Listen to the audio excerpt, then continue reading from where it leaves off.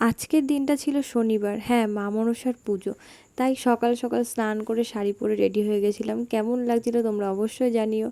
তারপর পরলাম আলতা। হ্যাঁ, বরমশাই অবশ্য আমাকে আলতাটা পরিয়ে দিচ্ছিল, কারণ শাড়ি পরে আলতা পরতে একটু সমস্যা হচ্ছিল।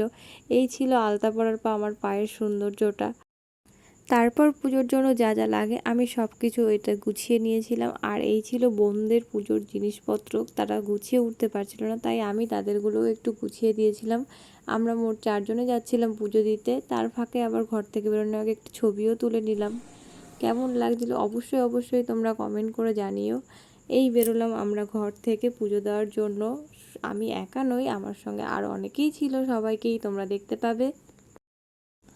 অবশেষে সবাই সেজেগুজে বেরোলো। এই সুন্দরীদের সাজতে অনেকটাই দেরি হয়, আমার অতটা দেরি হয়নি, তাই আমি আগে আগেই বেরিয়ে পড়েছিলাম। কী যে বলছিলাম তা নিজেরাও জানি না। তারপরে আমরা পেলাম দেখো মা মনসার দর্শন। প্রতিমাটার মধ্যে ছিল যেন এক অদ্ভুত সৌন্দর্য। এবার আমরা সবাই পুজো দেওয়ার জন্যই ব্যস্ত হয়ে পড়েছিলাম, কারণ পুজোর টাইমটাও অনেকটা বেশি হয়ে গেছিলো তাই। হ্যাঁ, পুজো দেওয়ার শেষে এবার আমরা 5 জন মিলে বেরিয়ে পড়েছিলাম আমাদের বাড়ির কাছাকাছি আর একটা মন্দির দেখতে। এখানে শুধু মা মনসাই ছিলেন না, ছিলেন স্বয়ং মহাদেব এবং মা কালী। কোনো মন্দিরে আসলে যেন মনে হয় নিজের মনের মধ্যে এক আলাদা শান্তি, এক অদ্ভুত এক শান্তির খোঁজ পাওয়া যায়। অবশেষে আমরা মন্দিরে প্রণাম করে বেরিয়ে পড়লাম খিচুড়ি খাওয়ার জন্য।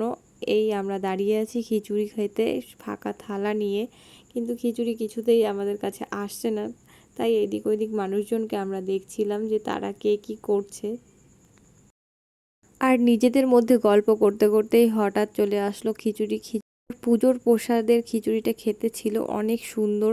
এবার খিচুড়ি খাওয়া শেষ করে আমরা চলে এলাম বাড়িতে। তোমাদের ভিডিওটা কেমন লাগলো অবশ্যই জানিও।